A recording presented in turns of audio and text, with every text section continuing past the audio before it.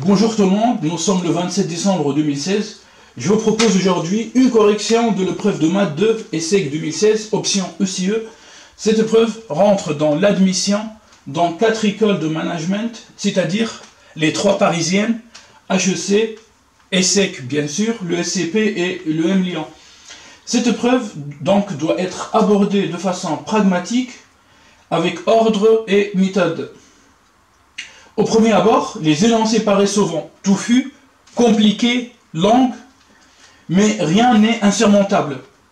Il n'existe pas de méthode universelle vu la diversité des sujets abordés, puisque les problèmes sont issus de différents domaines, de la finance quantitative, de l'économie et de la statistique. Donc je conseille les candidats de forger leur expérience au cours d'années. Alors, pas d'autocensure, même si vous ne comptez pas passer ces concours, je vous conseille quand même de travailler une ou deux ou trois épreuves, car elles contiennent beaucoup d'astuces et de questions classiques. Cependant, quelques points seront toujours utiles. Une lecture de l'ensemble du sujet est vivement conseillée, de façon à avoir une vision d'ensemble sur le problème. Et surtout, ne vous jetez jamais tête baissée dans la première question sans rien savoir du reste du problème sous prétexte du manque de temps. Alors, je passe au sujet de 2016.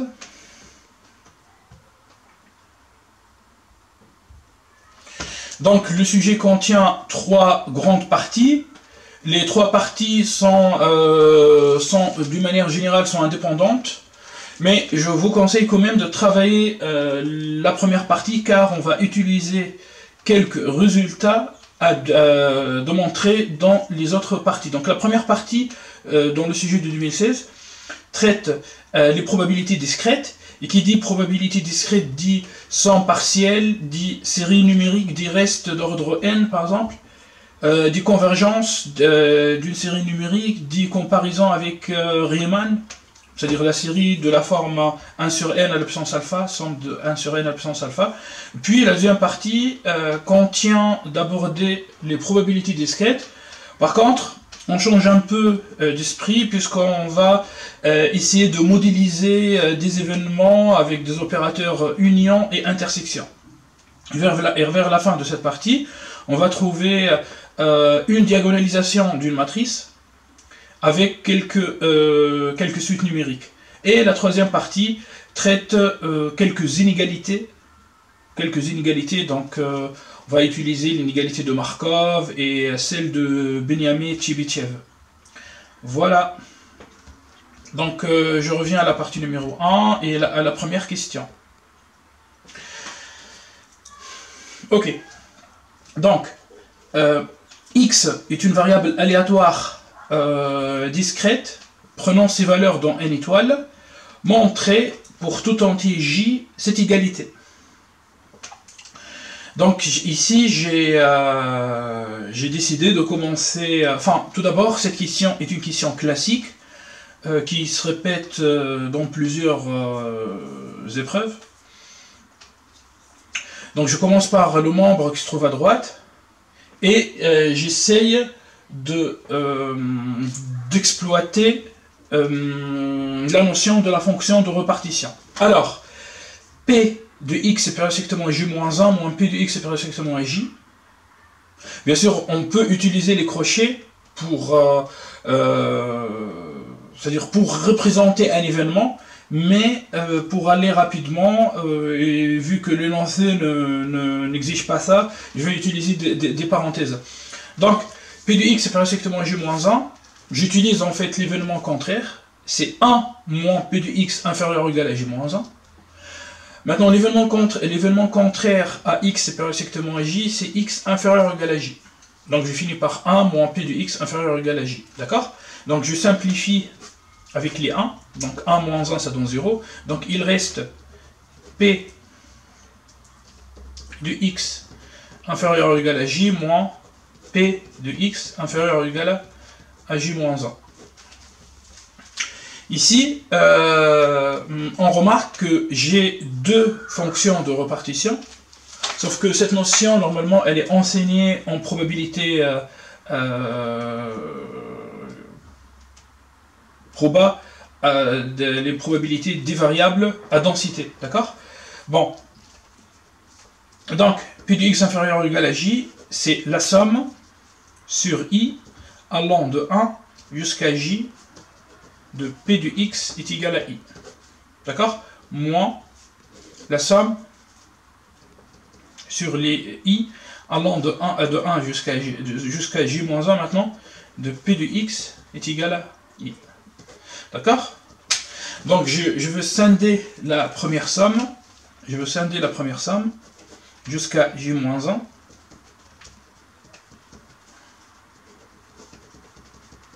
Donc j'obtiens cette somme plus le dernier terme. Moins cette somme.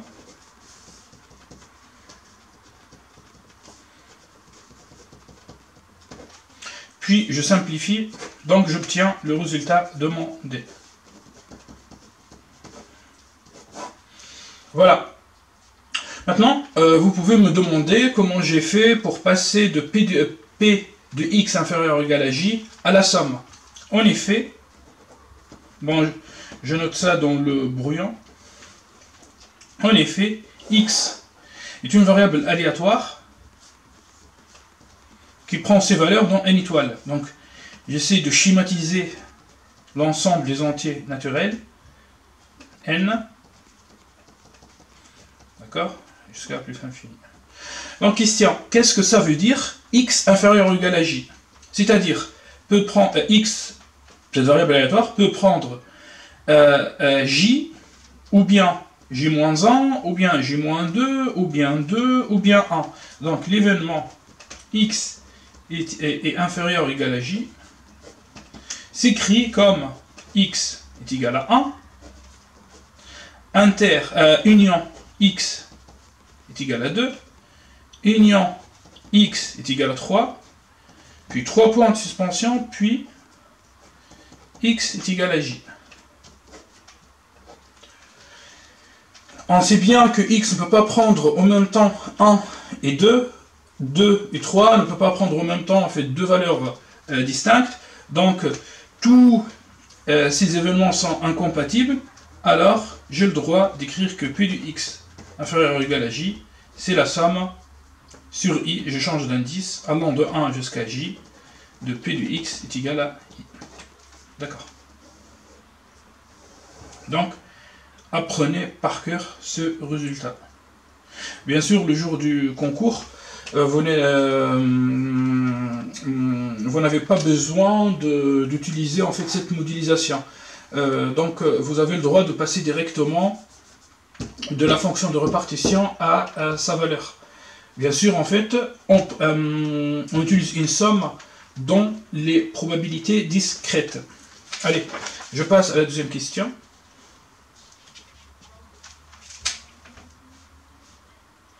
Maintenant, soit P un entier naturel non nul, montrer cette égalité.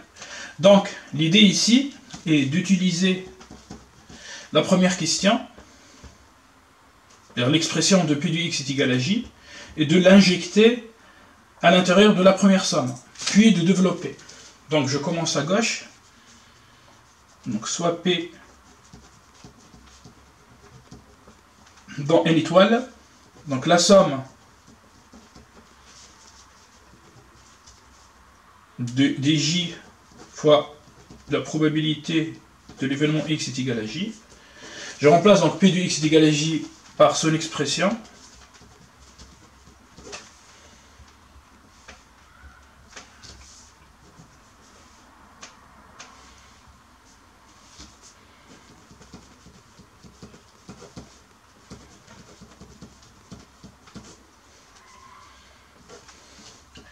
Puis, je développe, j'utilise la linéarité de l'opérateur somme.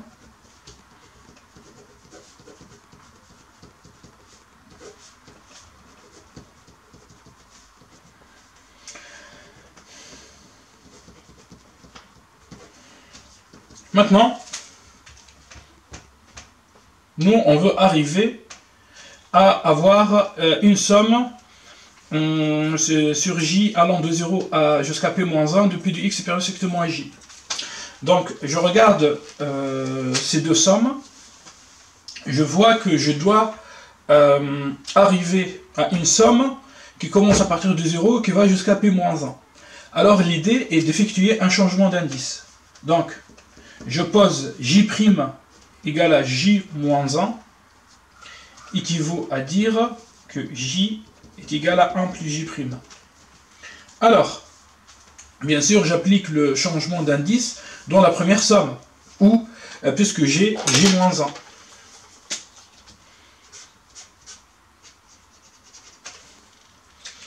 Alors, si J prend la valeur 1, alors J' prend la valeur 0. Maintenant, si J est égal à P, alors J' devient P-1. D'accord? Maintenant, J, c'est 1 plus J' fois P de X supérieur strictement à J', moins la somme.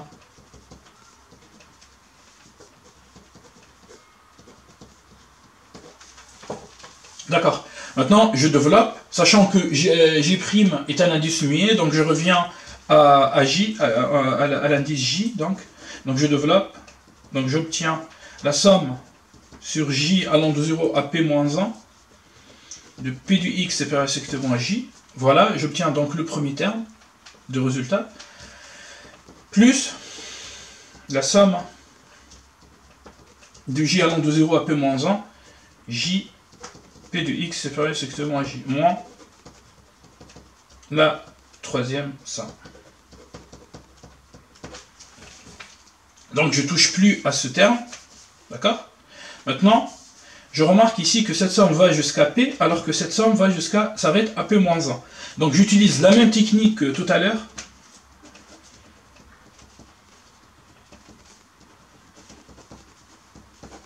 Donc je scinde cette somme en deux.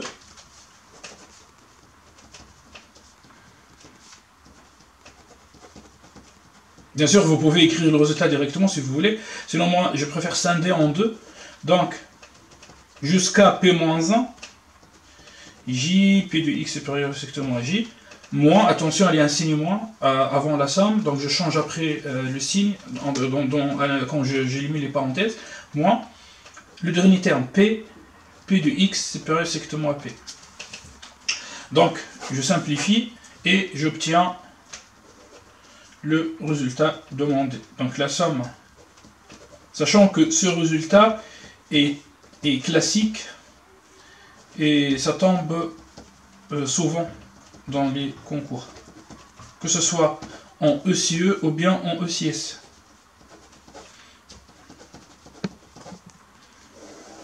D'accord.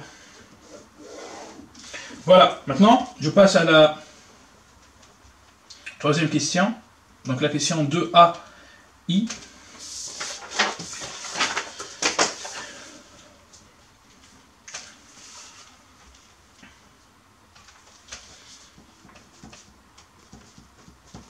On suppose que X admet une espérance, justifie la convergence de la série de termes général K fois P de X est égal à K.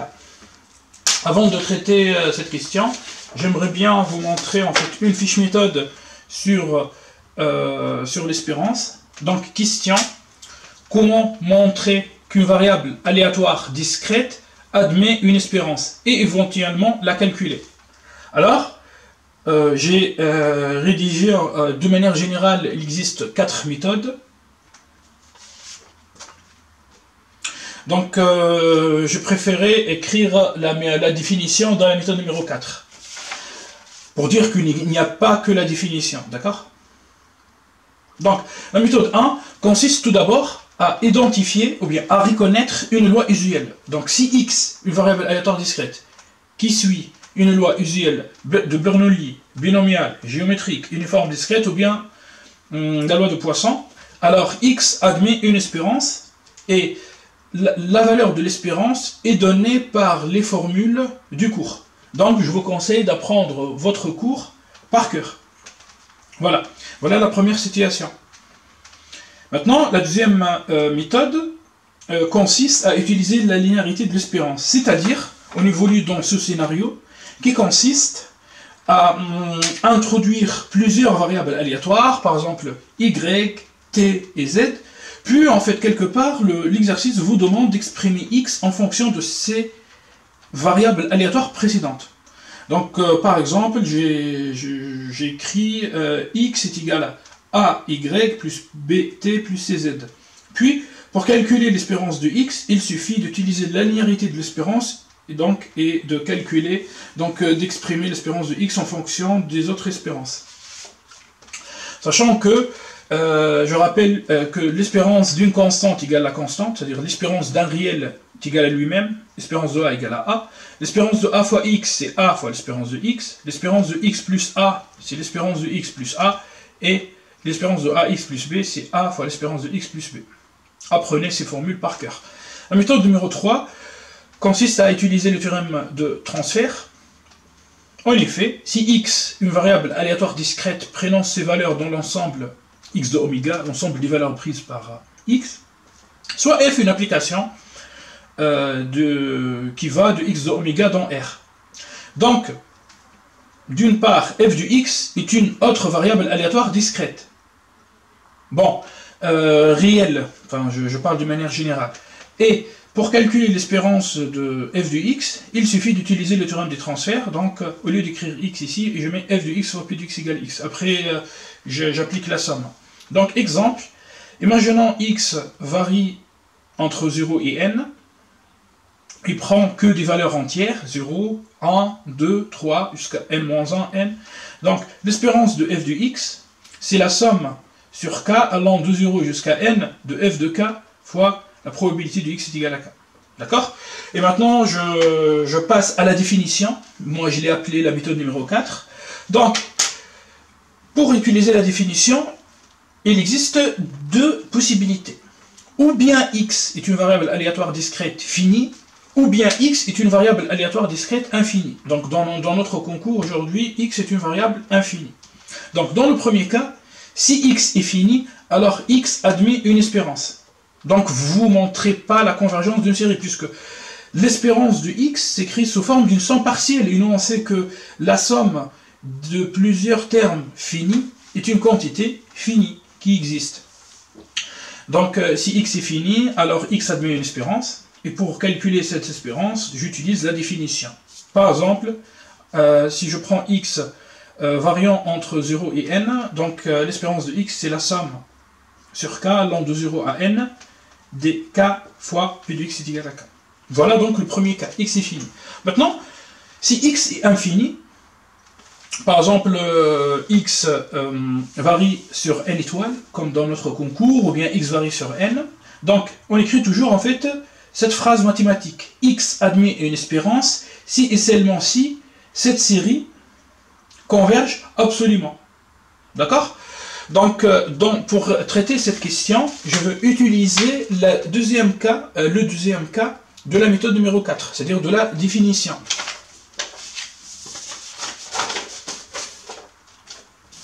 Alors, voilà, donc j'écris x admet une espérance c'est équivaut à dire, ou bien si et seulement si, ou bien signifie la série sur k, commençant à partir de 0, de terme général k fois p de x est égal à k, et absolument convergente.